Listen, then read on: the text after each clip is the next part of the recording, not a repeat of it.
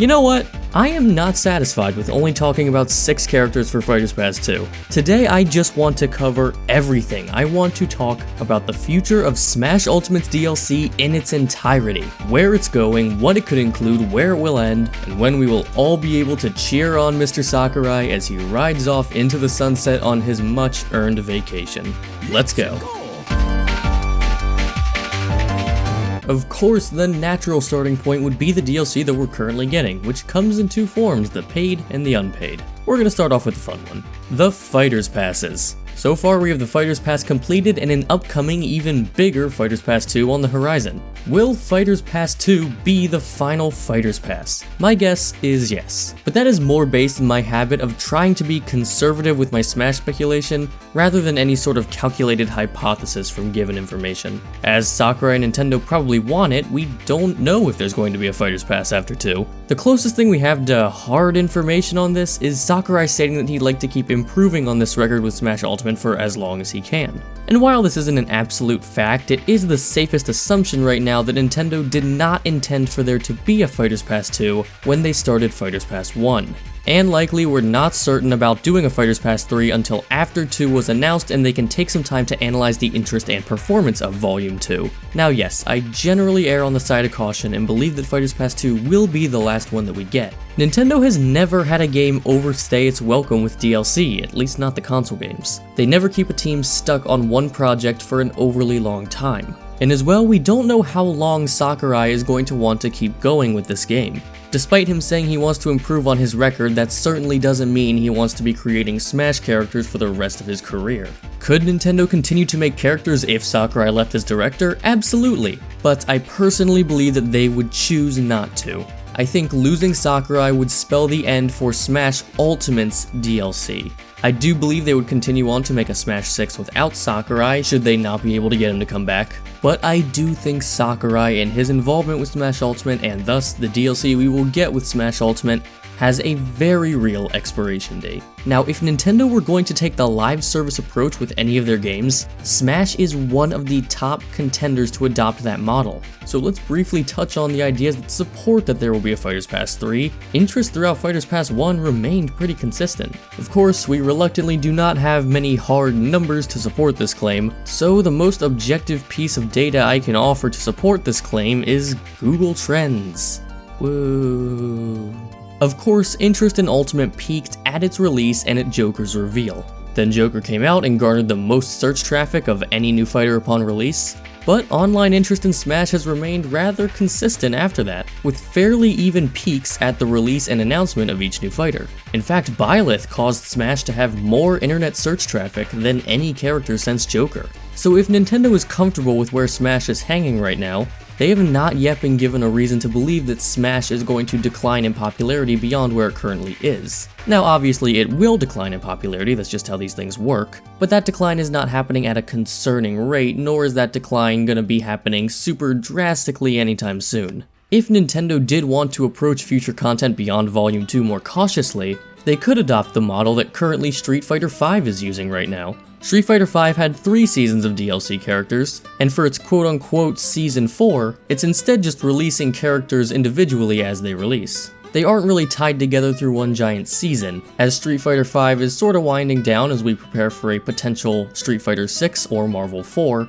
and this is a simpler way to dole out the remaining content that they have. If Nintendo doesn't want to promise 5 more characters beyond Season 2 and run the risk of potentially the last 3 or 4 characters coming in at a time when people don't really care about Ultimate anymore, they could just go 1 character at a time and continue adding until the interest has died down to a point where they don't consider it worth it anymore. This would also allow them to be a lot more flexible in their DLC, which is an idea I'll get into later on, but it's actually something that I would really like to see out of them. Being willing to add a character or a stage or anything without the need to follow the format of character, stage, music, spirits every time. If Smash DLC continues beyond Season 2, I think it is more likely that they will adopt this looser format for delivering content instead of a straight up Season 3. Though of course, I'm just trying to be conservative in my expectations. If a Season 3 is announced, I will be completely overjoyed. If I'm going to take a completely random shot in the dark guess as to when I think Smash Ultimate will stop receiving characters, I think I'm gonna go with somewhere in 2022.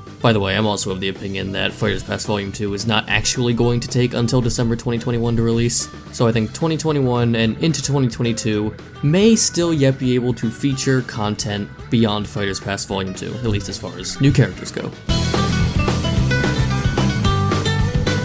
Hopping over to the significantly less exciting free DLC Smash Ultimate has offered us, the Spirit Events. Unlike new characters, I think Spirit Events could absolutely continue even if Sakurai left the project. And also I believe they could continue Spirit Events long after characters stop being added altogether. It's really hard to tell how successful these Spirit Events have been in regards to retaining players over a long period of time, but they are minimal enough effort where if a big new Nintendo game comes out or if they secure a big third-party IP they can use, downloading some JPEGs into Ultimate is probably a very worthwhile way to get people to play the game again, if only for like a weekend or even a single afternoon. The biggest thing going against Spirit Events is, again, I don't really know how much interest the Smash community has in coming back for multiple Spirit Events, and if no one really cares, which seems to be the vibe I get, though that's completely my own perspective, it just might not be worth the effort. If we're not getting new characters, if there's nothing really that new and exciting in the content department to bring people back, who's really gonna care about coming back for Spirits besides diehard Smash fans that probably come back to the game fairly consistently anyway? But that's really the only knock I have against the free Spirit Events. I think they're going to continue for some time to come, and I will continue to not really care too much unless it happens to be from a game that I really enjoy, and I'll just be interested to see how they adapt characters from games I like into Smash, and then promptly forget about it immediately after the 15 minutes it takes to acquire all the new spirits. Fun! Okay, so this section is a bit more wishful than actual predictions and speculation, but like I said before, I think a great way to continue Smash Ultimate's content, even if Fighters Passes aren't going to continue, is being more loose in how they approach the content they add. This is something that Smash 4 did much better in my opinion. Smash 4 was definitely willing to throw out a new stage once in a while, even if there wasn't a character attached to it. And this is a concept I would like to see Ultimate adopt, and they could go even further with it. There are a lot of characters that they could add that don't really demand to come with a stage alongside them. I think Geno is a very obvious example of this. And really most characters from an existing franchise can come into Smash without needing a stage to feel like they really fit in. Waluigi, a new Zelda character, Bandana D, all fall into this category for me. Even characters like Rex, Cross, and Elma, who are from their own unique game, not really represented in Smash that much yet, could totally be added without getting a stage for Allrest or Mira. As much as I would love to see those locations represented in stage form, I don't think it's wholly necessary. Although if Cross or Elma do get added, they'd have to come with Xenoblade X music. Gotta get Xenoblade X music at some point, somehow. Please? I mean, probably not, but please? Why isn't it here? And then you have the flip side of this idea, getting stages without getting characters, similar to Miiverse or Mario Maker from Smash 4. Now, something that I think a number of people were expecting was that Smash Ultimate would fill in the remaining stages it doesn't have yet through DLC. I know the stages it's missing aren't the most popular, but for the sake of completeness, throwing out a Sector Z or the Donkey Kong Country Return stage for 99 cents? I'd be more than happy to pay a small amount of money to get those stages back. This is something else that Smash 4 did quite often. But of course more exciting would be choosing to add stages from all new games even if they don't necessarily get a character. There are some games that I think are actually better represented through a stage than a character. As much as I would love to get L-Block, I think easily a Tetris stage makes much more sense for representing that franchise. And similarly, Steve would be a very interesting character to get into Smash. But if you want to represent what's most important about Minecraft, I would say the world and the visuals and the music in the context of a stage would be much more effective at conveying what's important about Minecraft in Smash. I think a Minecraft stage would be absolutely beautiful in Smash's art style. Especially if you give it a Mario Maker type of gimmick where it randomly generates like the biome and the block structure and what you see in the background every time. It could be really creative. One of my personal favorite examples would be a NieR stage. I do absolutely want to see 2B in Smash, and I don't think this is quite as perfect of an example as Tetris or Minecraft, but getting the world of NieR in Smash with NieR music in the background, that level of representation would make me almost completely satisfied as a fan of that game. I think you can convey a lot of the appeal of NieR and a lot of what makes that game awesome just by putting that aesthetic into Smash. Or if it doesn't get a stage and it just gets music, that means I would probably get to put NieR music over stuff like PicnoChat, Living Room, and Tomodachi Life, and part of me does love that idea even more. But that also hits on another potential area that Smash Ultimate could update that I've really wanted for a while, and that's updating the music. I think this is another area where they could do a lot of really cool, small, free updates to the game. As a fan of Three Houses who knew what was going to happen if they went ahead and decided to add Byleth, I thought a fantastic compromise would have been just to add the music of the game to the Fire Emblem stages. I think the music is probably what people wanted the most out of that game anyway, and I can't imagine people would get too mad that more Fire Emblem music got added instead of a whole new character. I also think this would be a really effective way to represent Gen 8 of Pokemon by adding that music to things like Pokemon Stadium. A Gen 8 Pokemon is another character that would probably come with a decent amount of backlash, so just throwing in the music or maybe a wild area stage seems like a compromise that could work out really well for everyone. An example of this that's been on my mind recently that I think would work really well despite knowing it's probably not going to happen is updating Mementos to come with Persona 5 Royal music. Specifically just the new battle theme that game added to accompany Last Surprise. Last Surprise is kind of the staple song attached to that stage, even over the new Persona 5 remix that it got. So adding in the other battle theme that accompanies Last Surprise now makes a lot of sense to me, especially when Joker in Smash is already referencing Joker from Persona 5 Royal even before we knew that it was a Persona 5 Royal reference. It's not gonna happen. I don't see free music updates ever happening like that like I would want it to, but I think it just makes a ton of sense and it would certainly get me to come back. I know not everyone cares about video game music as much as I obsessively do, but it would just be another really easy way to finally get Xenoblade X music on the Gower Plain stage. Why wasn't that in base, Sakurai? I need a bigger gun! Now the last category I want to talk about that might be the most exciting to me personally, though again, pretty certain this isn't gonna happen, is more big updates that could come to the game.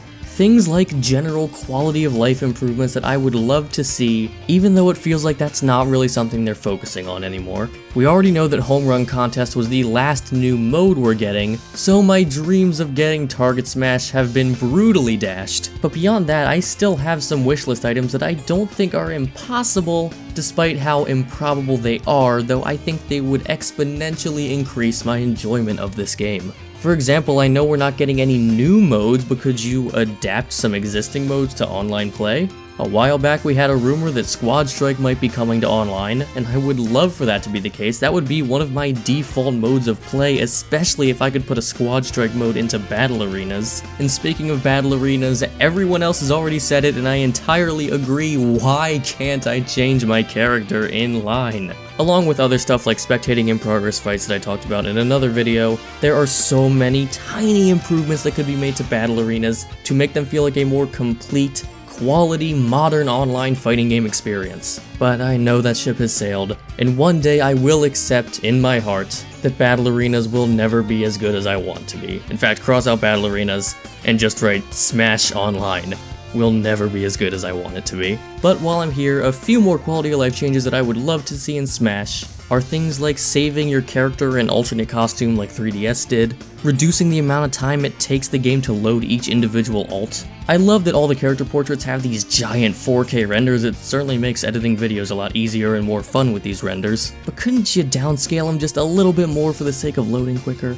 And also related to the character select screen, I love that we can stack echoes, and if we can stack echoes, I also think that it's not too far-fetched to believe that we could get an option to sort the roster by series, at least. That feels like the bare minimum that I would love, is to be able to sort this roster by series. And if I can be even a little more greedy, you could even allow us to change the roster from its horizontal orientation to the vertical orientation, as Smash Bros. Has done both in the past. Or if you want to get really crazy and impossible, just let us put certain favorite characters on hotkeys so we can instantly select them as soon as the character screen loads up. This particular topic, the quality of life changes that Smash Ultimate could get, is definitely something that could be worthy of a video on its own. I could keep going about stuff I want, but I think that just about covers both what I think is going to happen with the future of Smash DLC, or at least my general ramblings on the current state of things and where I think it could lead, as well as some more wishful stuff that I would love to see come down the line. Thank you so much for checking out my video. Please send me any and all thoughts and opinions you may have on the subject, or don't. Goodbye.